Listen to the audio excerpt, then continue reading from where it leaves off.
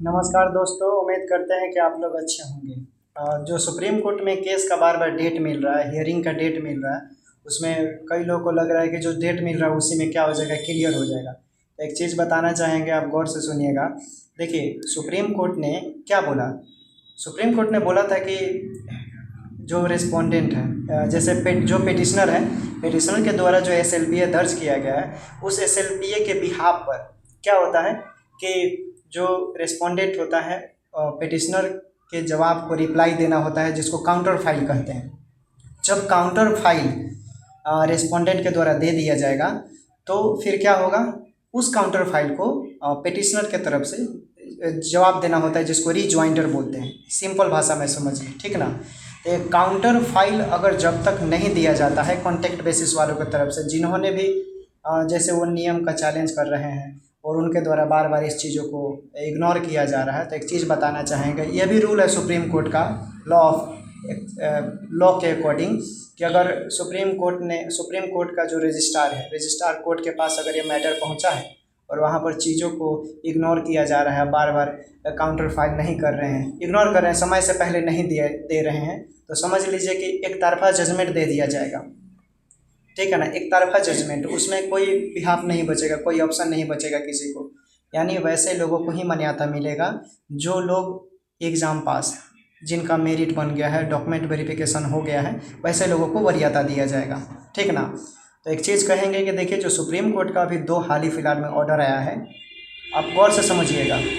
अभी सबसे पहले ऑर्डर दिया था अप्रैल में, उसने ऑर्डर दिया था BTSC इंस्ट्रक्टर को लेकर, डिग्री डिप्लोमा बीटेक वाले जो थे उनको लेकर कि वैसे कैंडिडेट जो फ्रेशर हैं, चाहे वो कॉन्टेक्ट वाले हैं, अगर वो एग्ज़ाम पास कर गए हैं तो उनको भी क्या होगा कि उन्हीं को रखा जाएगा, उन्हीं को वरीयता दिया जाएगा। ठीक है, चाहे वो फ्रेशर हो, कॉन्टेक्ट हो, अगर वो एग्ज़ाम पास कर गए हैं तो उनको वरीयता दिया जाएगा। ये सुप्रीम कोर्ट का ऑर्डर है।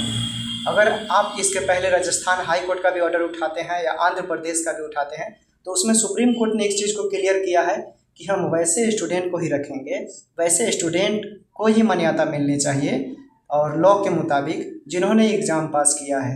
क्योंकि जो क्वालिफाइंग मार्क्स का जो क्राइटेरिया है, सुप्रीम कोर्ट ने भी इसको क्लियर कट कर दिया कि जो क्वालिफाइंग मार्क्स है, ठीक, अब सिंपल भाषा में समझिए कि आप लोगों का क्वालिफाइंग मार्क्स 32 नंबर था।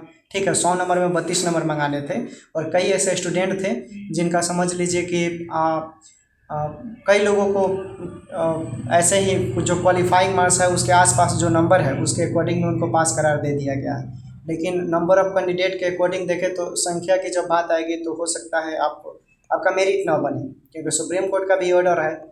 तो बाकी एक चीज़ है, स्पष्ट रूप से जहाँ भी कंक्लूजन निकल कर आता है उसमें ये चीज़ साफ है कि अगर नियम के मुताबिक, अगर 2018 नियम से भी जजमेंट आता है तो उसमें समझ लीजिए कि नियम में भी जो मेरिटेरियस स्टूडेंट है, जिन्होंने एग्ज़ाम पास किया है, एग्ज़ाम पास में कैसे लोग जो कॉन्टेक्ट बेसिस वाले हैं, जो फ्रेशर है, उनको वरीयता दिया जाएगा। अगर 2023 नियम का भी वरीयता मिलता है 2023 से भी, तो समझ लीजिए कि 2023 के मुताबिक भी जो एग्ज़ाम पास किए हैं उनको भी वरीयता दिया जाएगा। ये हम अपने मुख से नहीं बोल रहे हैं, ये जो भी ऑर्डर है सुप्रीम कोर्ट का ऑर्डर है। ठीक है, कुछ लोग बोल रहे थे, कॉल कर रहे थे मेरे पास, बता रहे थे कि डेट पर डेट मिल रहा है। तो देखिए, ये जो डेट मिल रहा है ना, जो 25 नवंबर का डेट है, उसी के बिहाफ पर आपका फाइनल एक डेट मिलेगा।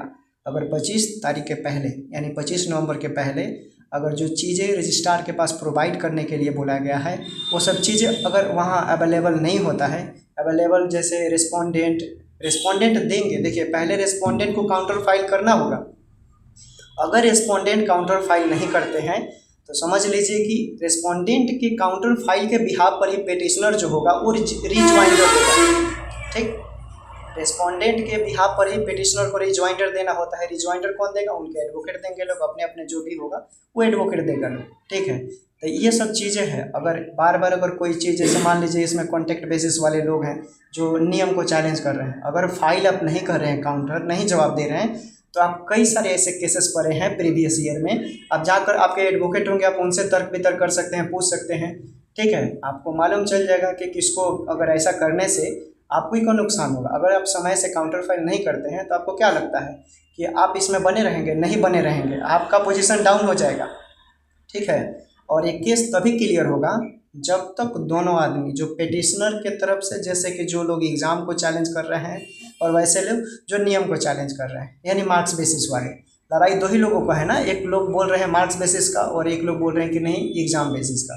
तो देखिए दोनों लोगों को तो समर्थन, पहले तो कॉन्टैक्ट बेसिस में जो भी हैं, जो भी रेस्पोंडेंट है उनको पहले तो ये फाइल देना पड़ेगा, काउंटर फाइल जिसको बोलते हैं, आपको जवाब देना पड़ेगा।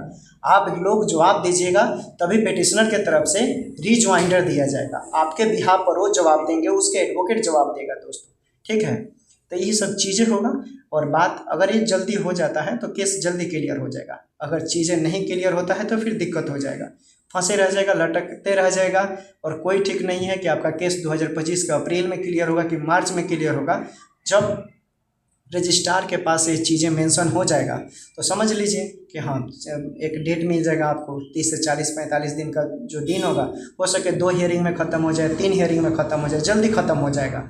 ये सब चीज़ें अगर होता है तो आप लोग कीजिए लोग। तो सबसे पहले रेस्पोंडेंट को काउंटर फाइल देना होगा, उसके बिहाफ पर पिटिशनर को रिजॉइंडर देना होता है, ठीक। और इस पे एक और चीज़ कहेंगे कि जैसे कि जो लोग आस लगाए हुए हैं, 32,000 लोग हैं और कुछ लोग बोलते हैं कि 32,000 को नौकरी मिलेगा, सीटों की संख्या 10,709 है। तो उसमें एक चीज़ है, देखिए 10,709 में किन लोगों को नियुक्ति पत्र गवर्नमेंट देगा, जिन्होंने एग्ज़ाम पास किया है, ठीक है। और मार्क्स बेसिस पर यहाँ बहाली क्लियर नहीं होगा, देखिएगा नियम के बदौलत भी होगा, वैसे स्टूडेंट को ही जीत मिलेगा जिन्होंने अपना एग्ज़ाम में अपना वर्चस्व कायम किया है, जो क्राइटेरिया को पास किया है, उन्हीं को नियुक्ति पत्र मिलेगा। ये सुप्रीम कोर्ट का ऑर्डर बता रहा है, ठीक है। सुप्रीम कोर्ट का ऑर्डर आप पढ़ लीजिएगा अच्छा से, इसके पहले वाले वीडियो में मैंने तो सब चीज़ों को स्पष्ट कर दिया है, बता दिया है, ठीक है। बाकी क्या हम ज़्यादा बोलें, फिर जैसा होगा आपको अपडेट दिया जाएगा। बाकी देखिए ये हमारे लाइब्रेरी है, ठीक है। हम जिस जिले में बिलोंग करते हैं यहाँ पर स्टूडेंट है लोग, बीपीएससी का एग्ज़ाम है और सभी लोग अभी कितने बजे रात तक लोग पढ़ेगा कोई ठीक नहीं है। ये छपरा ज़िला में पड़ता है और अभी जो यहाँ पर प्रिपरेशन चल रहा है ये निःशुल्क है। अगर हमारे आसपास के जो भी दोस्त होंगे अगर इस वीडियो को देख रहे हैं, यहाँ पर ग्रुप डिस्कशन भी होता है करंट अफेयर साइंस का स्पेशल, क्योंकि इसमें पीसीएस में करंट अफेयर साइंस बहुत ही महत्वपूर्ण है, ठीक है। और जीएस का तो बात ही अलग है, जीके का। तो जो भी हैं साथी अगर मेरे आसपास के ज़िले से हैं, नज़दीक के हैं, तो ये आप आ सकते हैं सिलहौरी के पास, ठीक है। क्या नाम है ये? विद्या लाइब्रेरी का नाम है, ठीक है। हम लोग इसमें पढ़ते हैं, हम खुद रहते हैं 9 बजे से लेकर यहाँ 10 बजे रात तक हम लोग रहते हैं, पढ़ते हैं। फिर उसके बाद ये लाइब्रेरी खुला रहता है लेकिन हम लोग चले जाते हैं। तो जो भी हमारे इच्छुक फ्रेंड होंगे, यू कैन कम हेयर, आ सकते हैं, पढ़ सकते हैं और तैयारी कर सकते हैं, क्योंकि यहाँ पर माहौल है, सारे लोग चले गए हैं, अभी पढ़ने वाले जो लोग हैं वही लोग हैं, ठीक है दोस्त। फिर जैसा होगा बताएंगे अपडेट। बाकी नौकरी उन्हीं लोगों का होगा जिन्होंने एग्ज़ाम पास किया है। मार्क्स बेसिस का ज़माना चला गया है, टाइम है चेंज, समय बदल गया है, वैसे लोगों का ही मान्य होगा जो मेरिट वाले होंगे, ठीक है। Take care, bye bye. फिर जैसा होगा फिर हमें अपडेट देंगे।